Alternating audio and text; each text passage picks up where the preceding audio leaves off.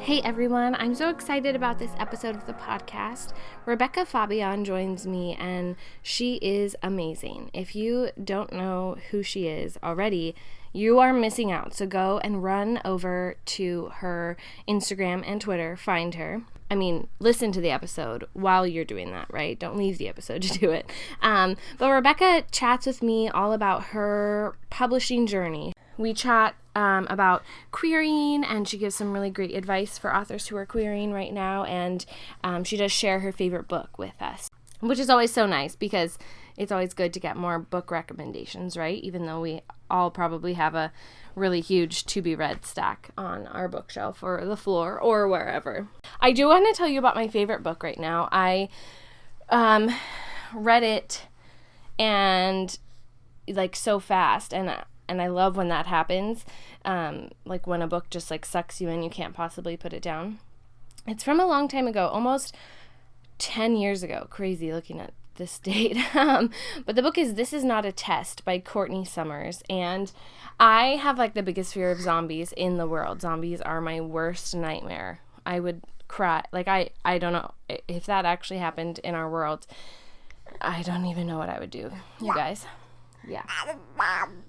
Yeah, it would be crazy, huh, son? But this book is about the zombie apocalypse, and the second book I ever wrote is about 10 years after the zombie apocalypse. And so reading this book, I was like, yes, more zombies. And someday maybe that book will see the light of day. But let me go ahead and read you the blurb of this one.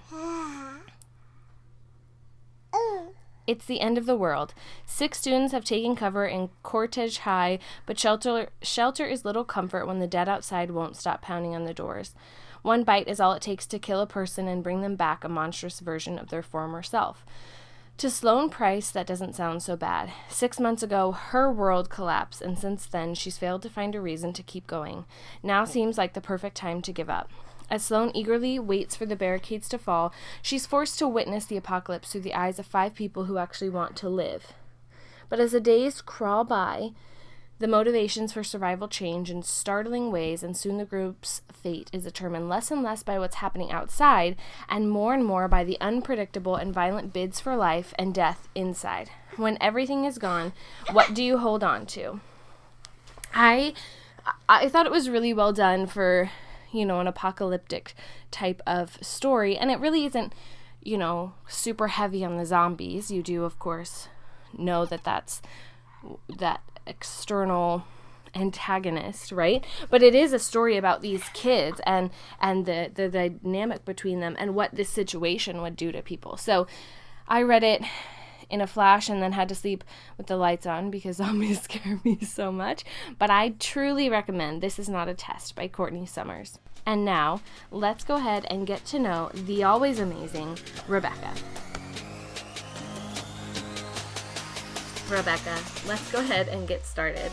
Can you tell me a little bit about your journey through the publishing world and getting your agent, and a little bit about your experience on submission? Yeah. So I started writing with the intent to get published, not just write. Obviously, I had been writing since I was a little kid and all of my life, but I started writing really with the intent of getting published when I was 27. My son was 2.5-ish when I started. He's now 11, so it's been most of his life.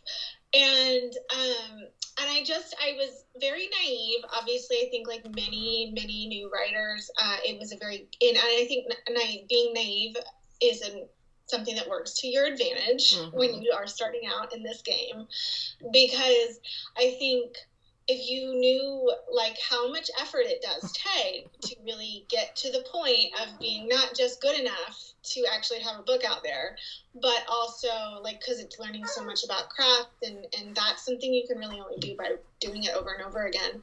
But also just this, the ups and downs of getting into the publishing world, making connections, all of that. I think that if you knew exactly how hard it was maybe going to feel throughout the process, then you maybe wouldn't go into it. I think I probably would have maybe held back a little. Yeah. But I was very naive, and I was like, I'm going to write a book, and I'm going to get an agent. I at least knew that I needed to get an agent. And I'm going to, get it published. It's just going to be like that, Right. And so simple.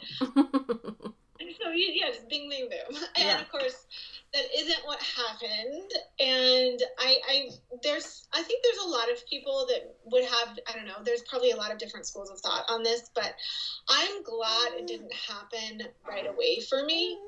I'm a much, much better writer and much more in the writing space that I want to be in now, that I think that I'm like really, my writing style really works in, than I was at the beginning. Like my first book that I wrote was, I'd read The Hunger Games, and it was like Hunger Games 2.0. Because when you start writing, you really aren't in just really like a lot of it. Like I was a big fan of Maggie Stiefvater. I still am, but I wanted to be that kind of writer, and not that I could never be that kind of writer. It's just that isn't obviously the path that my writing went down, and the places I found success have been different than the places that I thought I would. So I did not expect to be writing contemporary romantic stories or adult women's fiction. So neither of these were areas that I thought I would be in.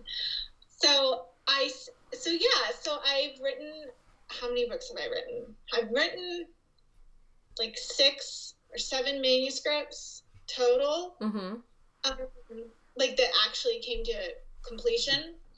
I've been on submission a lot, like 4 times. Like 1, 2, 3. Yeah. So this will be, I'm on submission for my 4th time right now. And, and I have book deals that I can't talk about.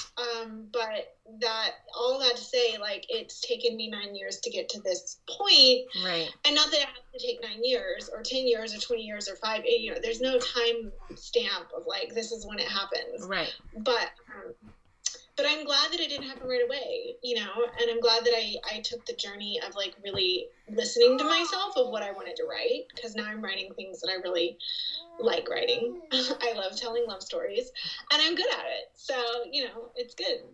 It's very good. And I think there is a point, we all want it to be that easy of you write a book, it's perfect, right? You query, you get an agent, and like one of the big 5 buys it, and you're done. Like, dream accomplished.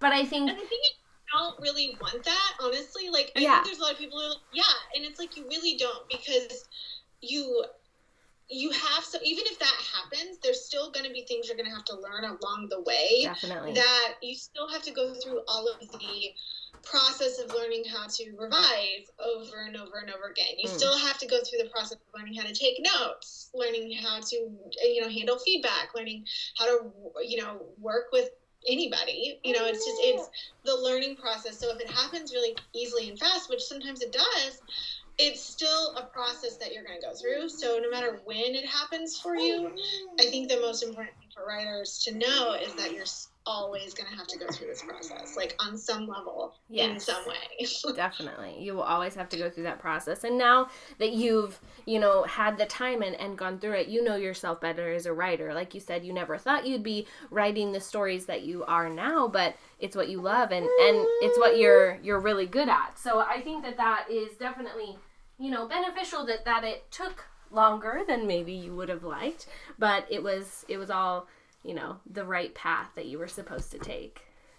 Yeah, I mean, I think it's so important in any journey that you go on in your career or in your life I don't really believe in mistakes. I don't think that they're real. I think that something can feel like a mistake in the moment, but it's all how you take it and what you do with it. Definitely. That decides what it actually becomes.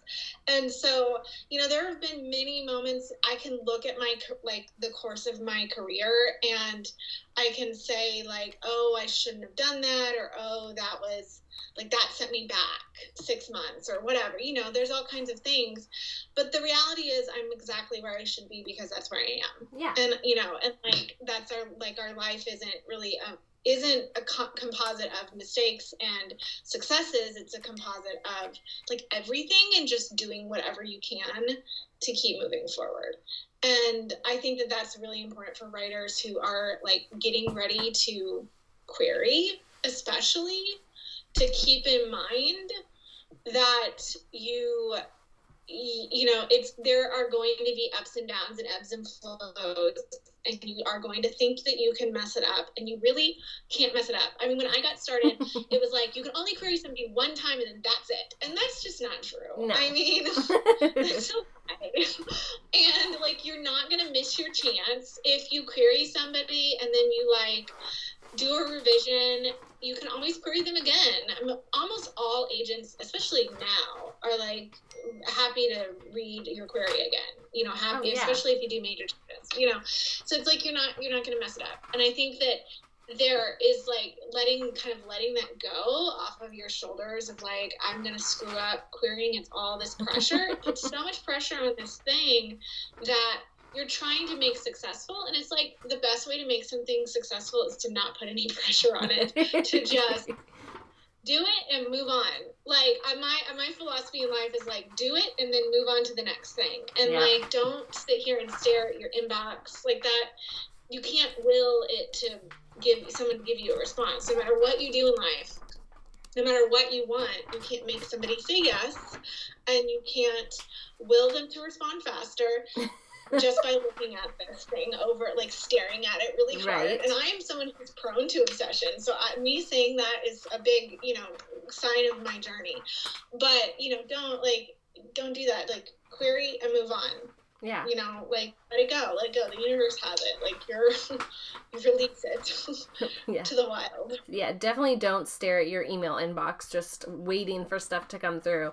The best thing I found when querying is to either, like, work on a new project, work on something completely different, read a book, go hang out, you know, with your family or do something, try a new hobby, but don't obsess over it, because it really does add to the anxiety of it all. And I love your point, you know, that there are no mistakes. I think we learn from what we label as mistakes, right? They're just learning opportunities. We take whatever happened and we grow and we change through that process, and that's not a bad thing, because we wouldn't be who we are right at this moment without all of those things that happened throughout our lives, those events that we might label as mistakes. Well, so, I mean, exactly. Like, self-acceptance is the most important thing that you can have in anything. And especially, I think as writers, we are prone to analyze ourselves and other humans and every situation we're in and pick everything apart. And, you know, and there's a place and a time for that, sure. And like when you're writing a novel, right? Definitely picking it apart is good. But I think that you shouldn't be picking yourself apart, and like accepting that you are who you are and you're going through what you're going through, and your journey is going to look the way that it's going to look, because it's yours, is one of the most important things I think that we can do for ourselves in this process. I think you're totally right. And I think that takes a lot of work at times and can be hard, but is so crucial just in writing and just in life in general. Yes, I mean, it does. It's, you know, this is me who has had many, many lows, which I definitely illuminate some for you. But, you know, I've had many lows and many highs. And, you know, in the lows, I would say one of my favorite stories is from my journey was when I was, I have two that are really good for people who are going to be querying. One is sort of my first time. It wasn't my first time in the trenches. I had queried my first novel and finally kind of given up on it and let it fall to the wayside.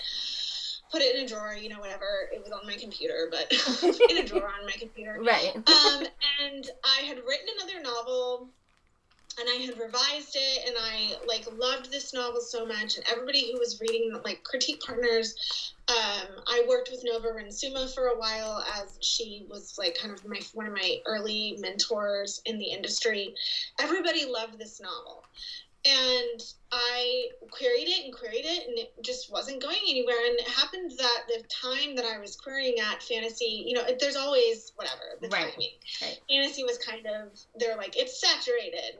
This is when I was writing fantasy, and so I remember I had gone to Hawaii with my family. My sister-in-law is from Hawaii. She's from the Kona, and we had gone to Hawaii, and I was just sort of there. And it was the first time I'd been able to kind of like be quiet for a little while, away from like the querying, away from like, because I'm like, was like the grind of like, this has to happen for me like now. Right. That was sort of in the phase of my life where I was like, it has to happen now. I can't stop looking at it. I've got to make this happen. And we were in Hawaii, and I remember standing just on the beach, and just had this realization like deep within me that I had gotten very angry, and that this process was making me hate the thing that I loved the most, which was writing. Yeah. And I had kind of confused getting published and getting, making headway in that space with writing. And so I decided I was going to just stop querying this book, and I was going to just kind of like, just wait, just see what happened. And it eventually led me to getting my first agent, and I'm on now agent number 3. So I have a lot of experience jumping agent. But so that happened. And then pretty much so I was with this agent for about 2 years, and we ended up amicably parting ways. That book did not sell. And, but went on submission, was on submission for almost a year with, bites. It made it to like second reads and all that, but never sold. And I finally, I parted ways with my agent, and it was like kind of one of those moments where I was like, I'm untethered. This is terrifying. But I was excited because I had a new book to query that I really believed in. And it was my first contemporary story that I was going to query. And I queried that book. I got 100% request rate. We're talking like, wow. I'm going to get an agent, like within days, like within hours, I was getting like request, and then nothing happened. Nothing happened at all. And, either I started getting passes or I started getting like silence. And I, again, was getting angry and sort of getting burnt out. And I decided again to just stop querying. And so I think my biggest point of advice for writers who are querying is when you start to feel burnt out, or when you're angry, or you're starting to not believe it's going to happen for you, stop querying. Yeah. Doesn't mean you stop forever. It doesn't mean that you even shelve that book. You just pause it. Like, press the pause button and do what you can to find your energy again, to get that energy behind querying. So I stopped for like 6 months.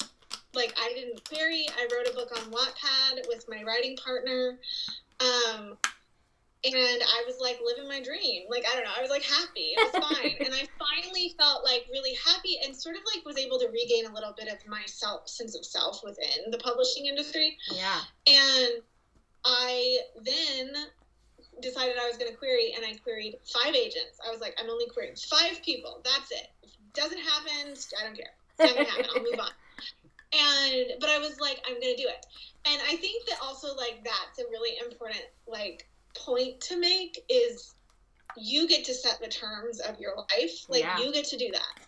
So I was like, I'm not going to sit here and query 20 people. Like, I'm going to query 5. I'm going to be very selective. And if one of them wants to work with me, then that'll be the person I work with.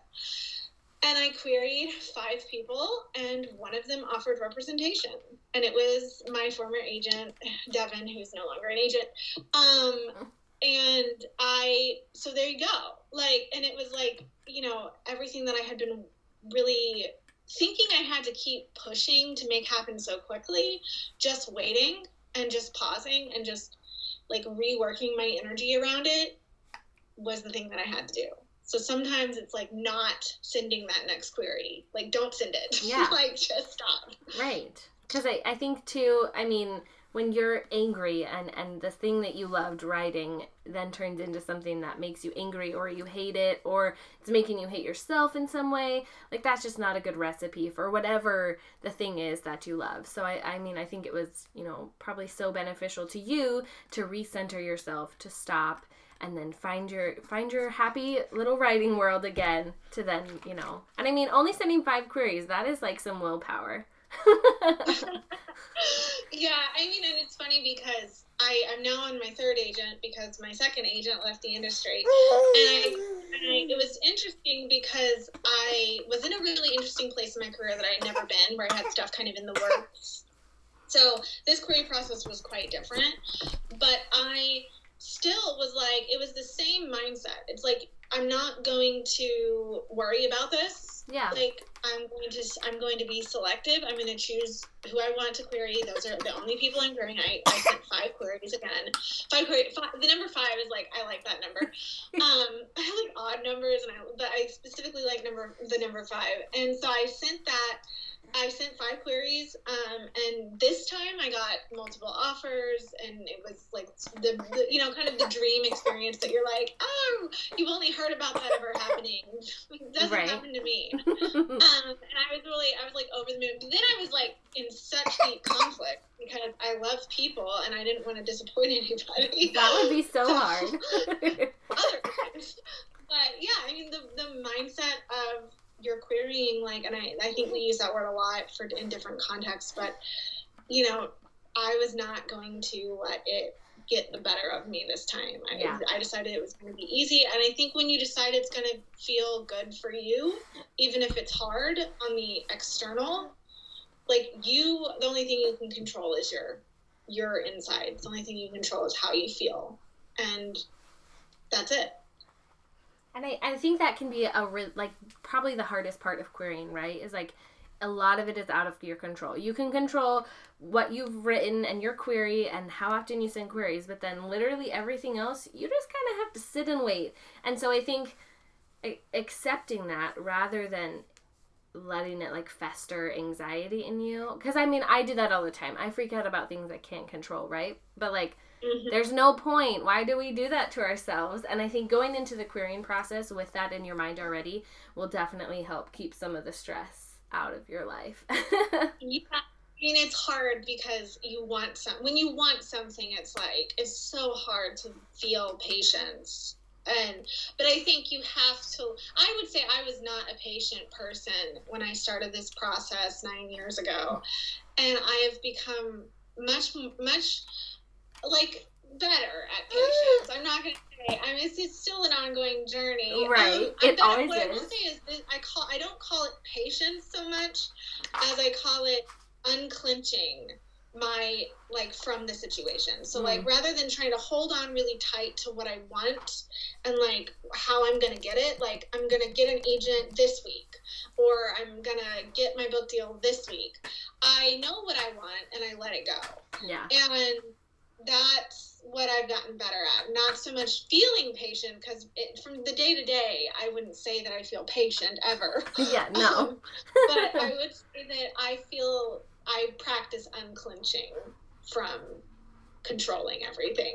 I like that phrase, practice unclenching. I need to keep that in my head because I am not a patient person either. I think that is so easy to visualize because it's a physical thing. Yeah. It's like we know what it feels like when we tighten up, and we know what it feels like when we aren't. Mm-hmm. And I think it's easy to just get in that space and am I clenched or am I not clenched? And it just makes everything so much nicer when you're not. I mean, also you look better, you feel better, your stomach doesn't hurt. So all good things that we need to remember and need in our day-to-day lives. Exactly. Well, thank you for all of that, and you had such great tips in there for people who are querying, and I'm excited for you when you can to share your book news, and we'll all be so excited with you. Me too. Yes. The next thing I'd love to know about you is your writing style. Are you more of a pantser, a planner, or do you fall somewhere in between? I would definitely say that when I started writing, I was a pantser. But that was mostly because I have very short attention span. So like I'm not gonna plot out everything. But so over the last like 9 years, I'm also a screenwriter. So I started studying kind of more in-depth screenwriting. In screenwriting, you really do have to do quite a bit more plotting. Primarily because you're dealing with such much smaller real estate. You have to be much more economical. You have to know where your beats are going to fall. Right. So I kind of became a like passionate lover of the beats, of following the beats, like kind of the save the cat beats, but I kind of do my own thing now. When I work with like creative editorial clients, and I do consulting for writers, and I have like my own beat sheet that I kind of created for them, that is more like what I think about when I'm writing. Yeah. And so I love the beats. I would say I write to the beats. So I don't always plan my beats out, but I write to them. I try to hit them. I try to keep them in mind as I'm writing, and I try to always like make sure that they're falling close to where they should be falling in my first draft, even if they're not right on, spot on, or they're going to change in some way. I try to write towards my beats, and I'll usually know like the inciting incident, or like, you know, my catalyst, right? And then I'll know kind of like, for me, the most important beat is the midpoint, and I think that that's probably not talked about as much in books as it is in TV and film. But the midpoint is like has become kind of a major hinge point for me, and it's like writing and really getting your midpoint, doing what it's supposed to do, is how you avoid that soggy middle of your book that so many people struggle with. So I really learned from screenwriting that the midpoint is like the most important moment, really. You know, probably other than the catalyst and the climax. And so, and if you get your midpoint right, it's going to escalate stakes. It's going to kick off the second part of the second act. You know, it's going to keep you from getting all boring and hating your book. But you should always be elevating the stakes at the midpoint. It should always get way more complicated at the midpoint. Yes. So I write towards the midpoint, and if once I know what my midpoint is and I know it's going to work, then I'm like, I'm good. And then like the back half of the book takes me no time. So the first part of the book takes me like 6 months. That's not true. It takes me a while, but it can be hard because I get a bit of a perfectionist about it. Because I'm at the stage I am in my writing, like I don't want to have to rewrite everything over and over again. I don't want to have to do like 10 drafts. So I don't have time for it really at this point. But yeah, so writing, I kind of like mess with the beginning quite a bit, and then once I know my midpoint, I'm like set. I'm happy. But I don't like plan it out. I write it. I write to it. Yeah.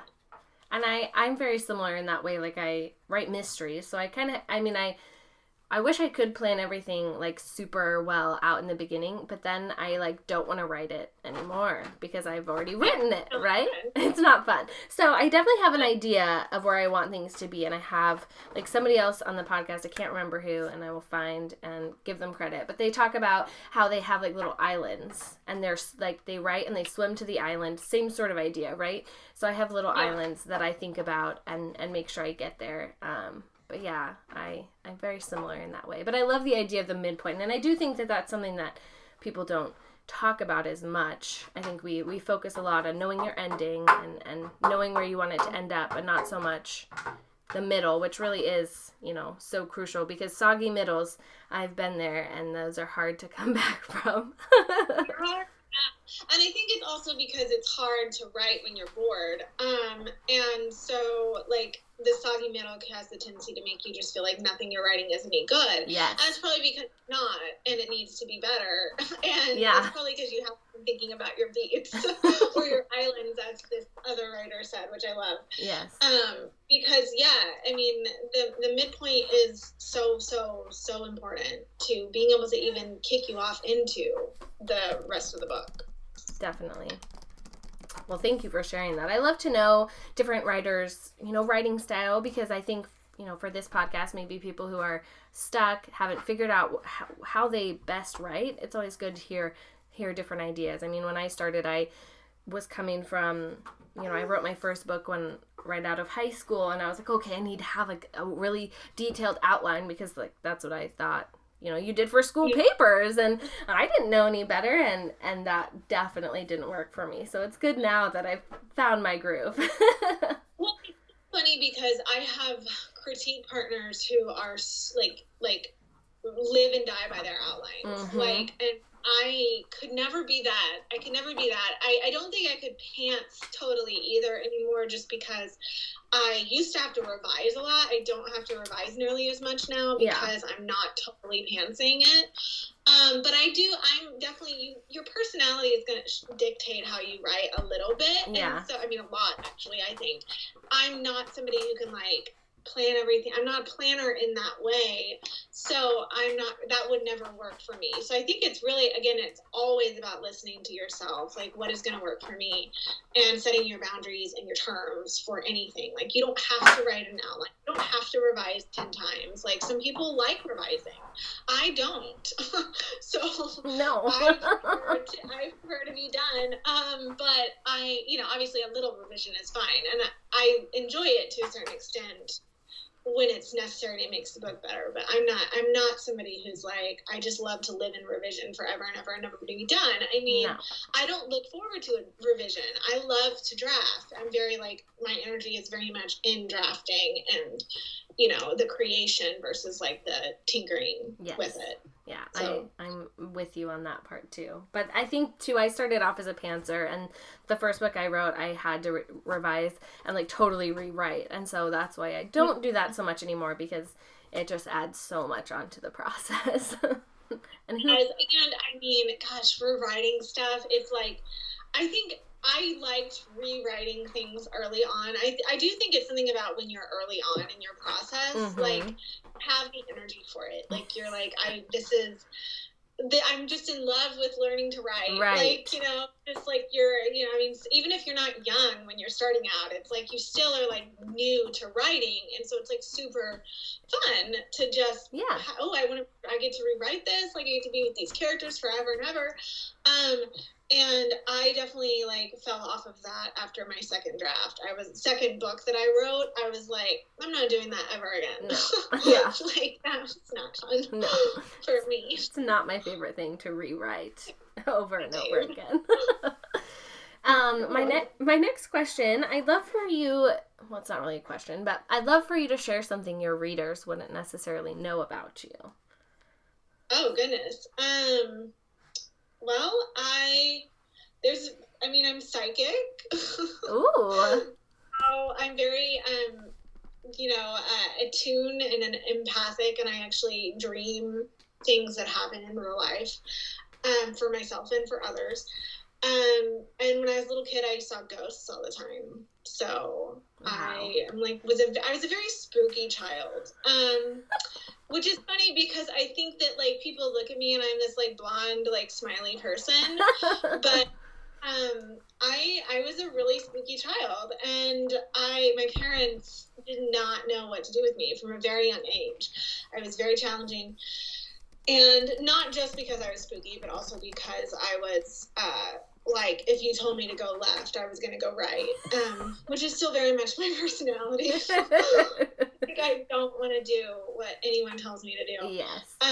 I'm super fun to work with. I really am, because I love people, but I was, and so I think a lot of people would be like, my childhood and who I definitely sort of internally am is not the smiley, like, pink girl. I mean, like, I don't know. I think it all is me, but it's all very strange.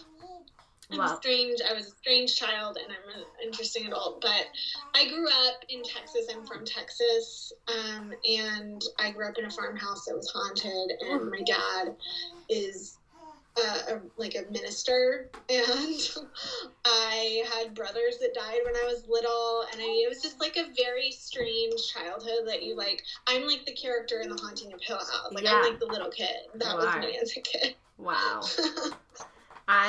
You make me think of in, a past life when I wasn't a full-time mom, I was worked in property management and would drive around to houses and show them to people. And I have had very, very spooky experiences in different houses. And I've never seen anything, but I had one of my coworkers was very in tune with all of that stuff. And yeah, it was terrifying.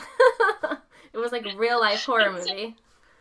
I grew up with that, and I have like tons and tons of stories about seeing things as a child and an adolescent, and some as an adult.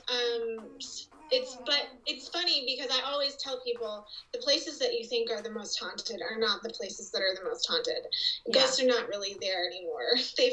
They've moved on. But it is convenient whenever we do like move into a new house that I can tell if it's haunted or not. Yes, that's very convenient. That's something that I would want to know before I moved to somewhere. Like I'm always telling my son, I'm like, there is nothing in this house. Like I would know. I promise. And he's like, okay. Like I don't know if that makes him feel better or not. I can't decide. Yeah. Like, are you in pain or right. are you just trying to make me feel better? I don't know. Well, thank you for sharing that. I think that helps us all get to know you, see a different side of you maybe than what we would expect. Yes. One day I hope to write ghost stories on some level, but I'm not sure when. You could totally do a romantic ghost story. Like have romance and have it be a ghost story. Please write that. I would love that. I know. I need to. I want to. It's something that especially right now, because like I'm a Scorpio, so like we're in spooky season and like we're heading into Scorpio season. Mm-hmm. And I'm just like, this is my time. Yes. And I'm like, every time I get spookier and spookier, like I revert to like spooky child and I get spookier and spookier across like October and into November. And then it kind of lifts and I'm like joyful again. Oh my gosh, I love it. My next question, back on writing. On a typical day, how much time do you spend writing for, your projects? I know you also are an editor, so how does that play into how you manage your own writing time? Yeah, so I typically do just a work day. Excuse me. I do a work day of, like 8 hours. It's a little bit different now because my son obviously is not in school. Right. He is home. But when he was going to school, outside of the home, I would typically do my work day during his school day. Mm-hmm. And I would maybe after I had him for a little while, I would do a little bit more work before going dinner and family time and stuff. So I like to kind of do it like a work day just because when I'm in it, I'm in that space. I'm not super available for him or anyone. So I like to really keep the hours that I do it kind of sacred and not try to mix the two. Now, when I was a young mom and my son was little and he was at home with me all the time, it was very different. It was like nap time writing, right. Which is very typical for young moms. Yes. And so within that workday, I'll, do email. I'll, if I've got a manuscript to read, I'll spend some time reading that. I typically, though, when I'm doing an edit for somebody else, I will read it kind of in 2 days. And then I'll go back and kind of reread and make sure that I've got, because I'll make notes as I'm reading. So I like to kind of, I have a month. My turnaround for edits for clients is a month, but I typically have it done in 4 days. But it's not. But I wait because usually sometimes people will send you a manuscript and then they'll be like, I messed up or I changed my mind. Here's this, and this is because I do this with my agent. I typically send my agent 3 emails. Here it is, I'm done. And then it's like, oh no, here it is, I'm done. Wait, sorry, don't hate me, here it is. This is it.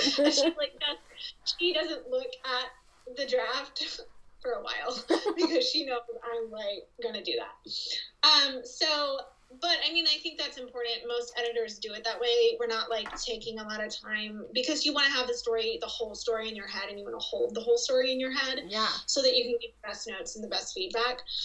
So that, like, if I'm doing an edit and I'm trying to get it done, then I don't wait till the very last minute either, because sometimes I'll have like thoughts come up over like the next week after I've read and done notes that I'll realize I needed to add, or just flesh out, deepen, whatever. Because I take doing editorial notes very seriously, just as someone who's received a lot of editorial notes. Yeah. It's not something I take lightly.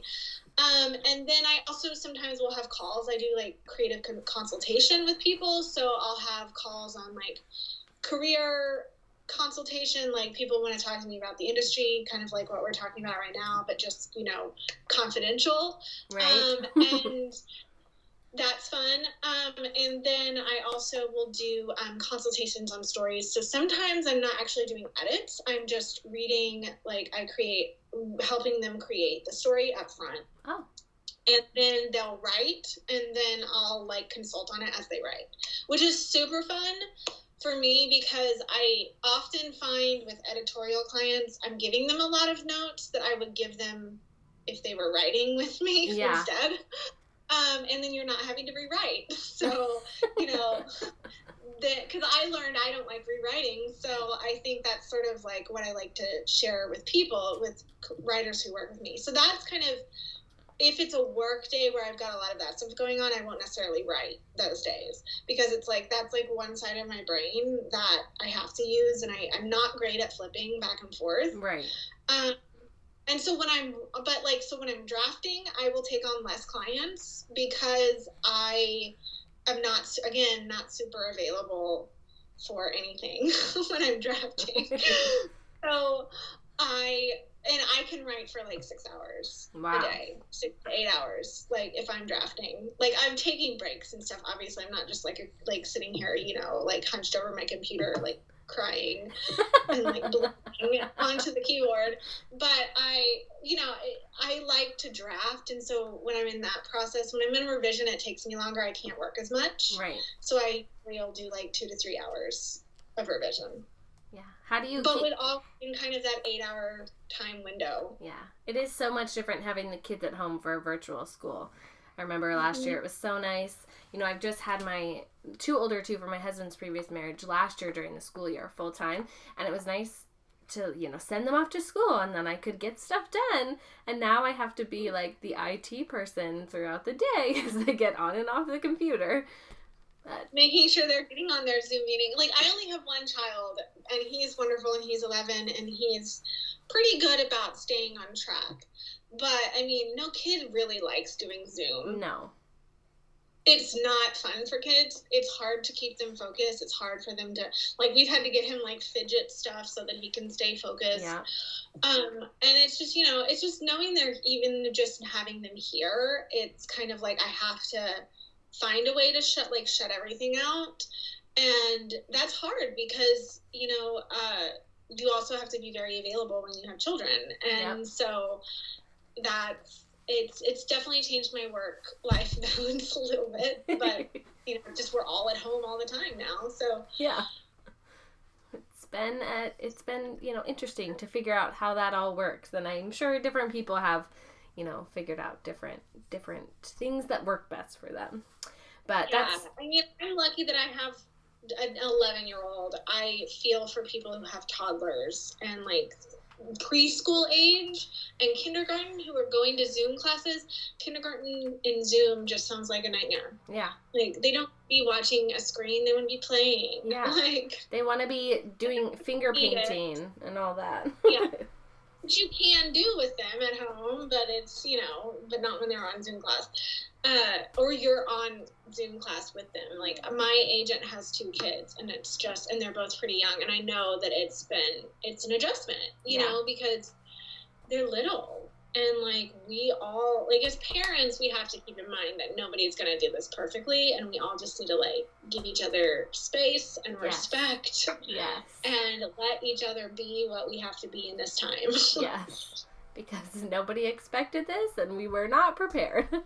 Except for those people who already were homeschooling and were rocking it, which I wish I could be that person. Yeah, I was homeschooled off and on all through my education, and my mom is definitely that person. You know, she's like a teacher. Yeah. She is her, like, I would really categorize her as a teacher, as her personality. Like, she loves to educate. She loves kids. She's really good with children.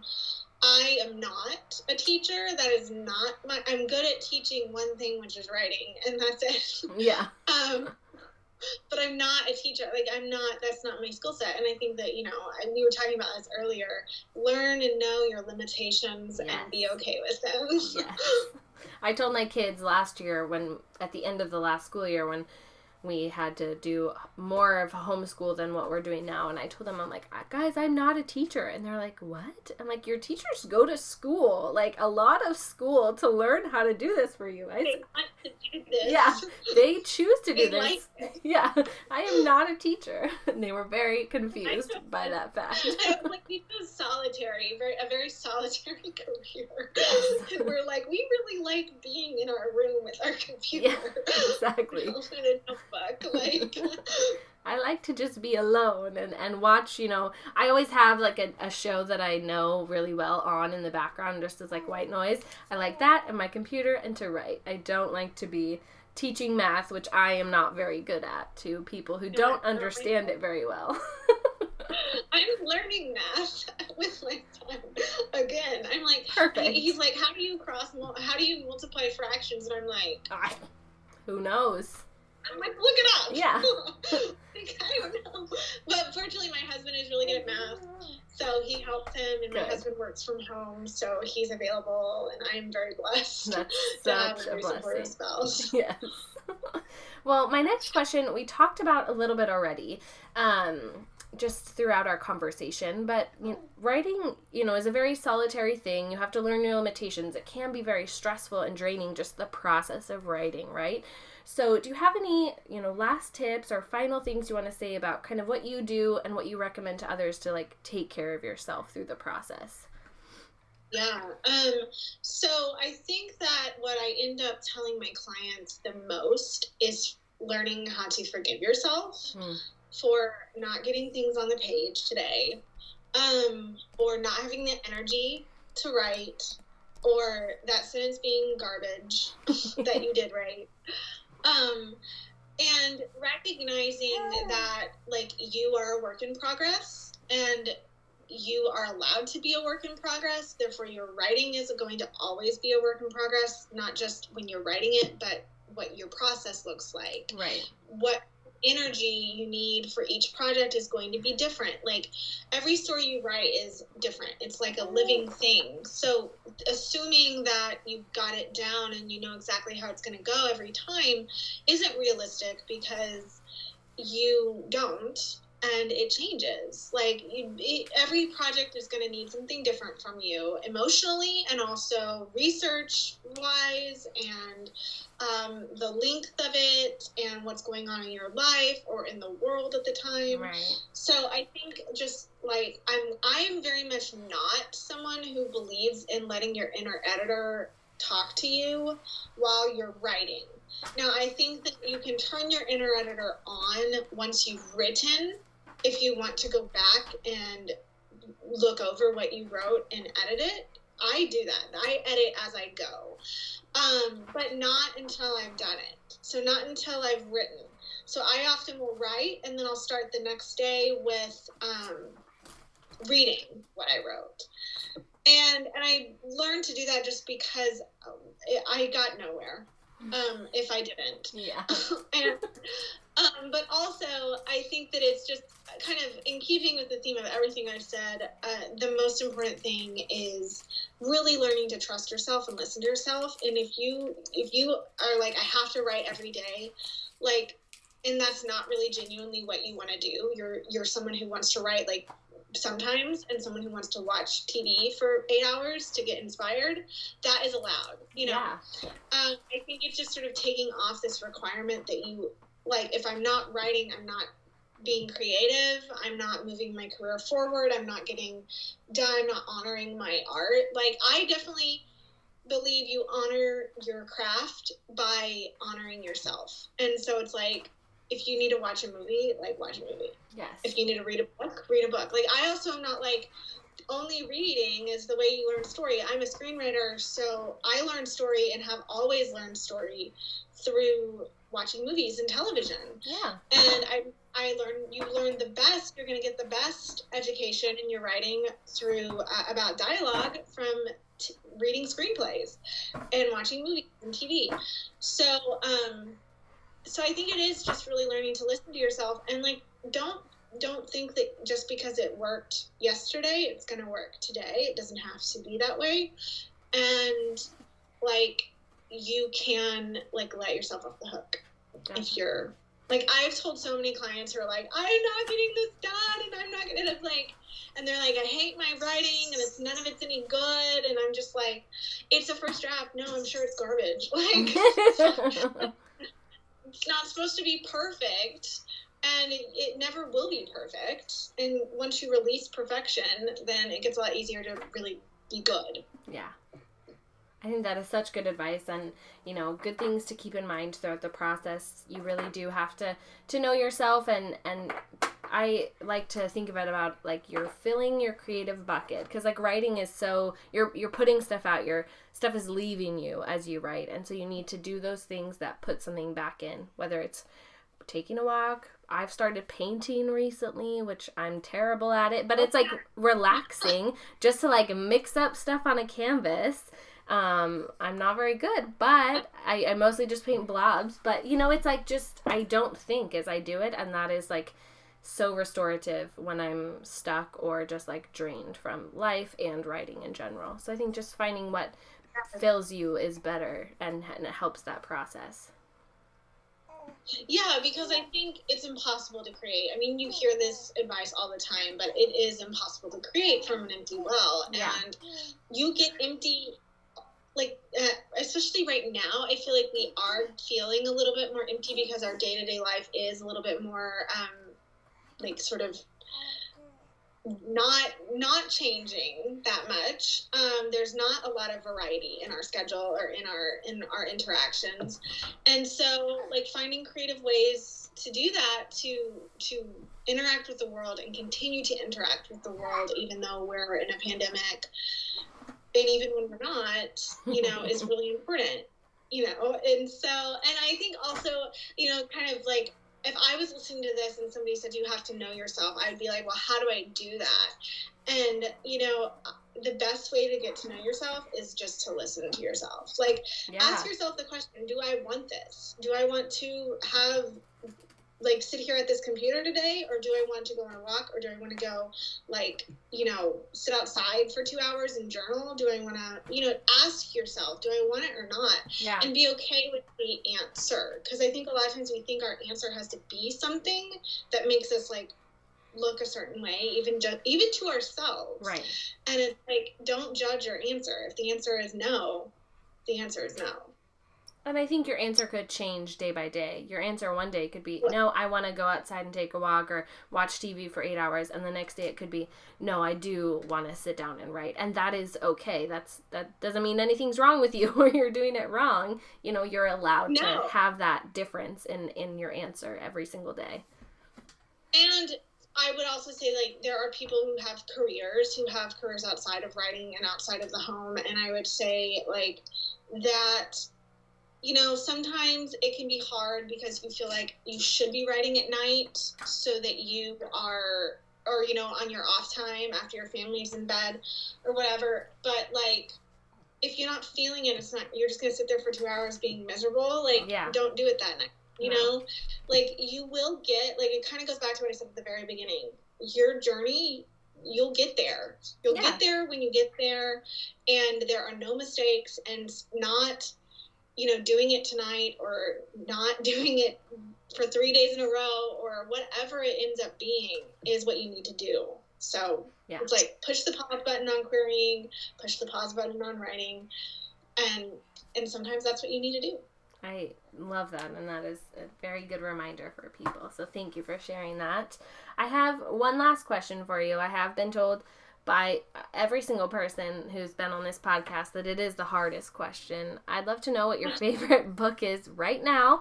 This isn't favorite book of all time because that's just silly, but just a book you've read recently that you really loved. Oh my God, I know. You sent me that this question was going to be in here, and I was like racking my brain. You know how it's like when somebody asks you, like, what's your favorite color? Yeah. And you're like, what are colors? Right. Like, I don't even remember words. So I read, I've been really into the graphic novels that DC is publishing for all the YA, the new graphic novels. There's been like quite a few that have come out this year. I love reading graphic novels because it's kind of like a mashup between my two favorite things, which is movies and books. And you learn a lot about dialogue, again, reading graphic novels. And also you learn about visualization, which I think so many authors, so many writers who write prose, getting into the visual of what is the most interesting way to tell this story? What is the most interesting way to show this in the story? Because showing is so important. And you have to do the most like perfect way in a graphic novel because you've got this tiny panel that you're doing it in. So I've been reading those. The last one that I read was, I just got the Beast Boy one, so I haven't read that one yet. But The Shadow of a Batgirl was like, I loved that book. And it's it's Sarah Kuhn, and it is like amazing and such a great story because it's about Cassandra Cain, who, if you watch Birds of Prey, she's the little girl who swallows the diamond. I don't know if you've seen that or not, but if you have, that's that character, and she's the main character of this book, and I loved it so much. Well, that's awesome. I have never had somebody share a graphic novel as the favorite book, and I love that because I loved reading graphic novels. I have like a big stack of, them, usually, mostly they're Buffy related, the ones that I have kept and love. But I think that it's so fun, and you're right that it is a good lesson in dialogue because that's what you're reading, and I love the visualization of it. I love those too. So I have to put that one down and add it to my list. They're great. I mean, I've read like 4 of them so far, and they're all just so good. Awesome. And I mean, obviously they're characters that we know, but you're getting a different take on them, which I think is super fun because it's like, it's not in canon, so they're able to do whatever they want with them. Thank you so much for listening to this episode. Please make sure to rate and review this podcast wherever you have found it. If you can't rate and review, talk about it, share it, tag me in something at Rose Quinney, Quinny. And as always, you guys, I will see you next time, which will be Friday. 2 episodes this week. Woohoo!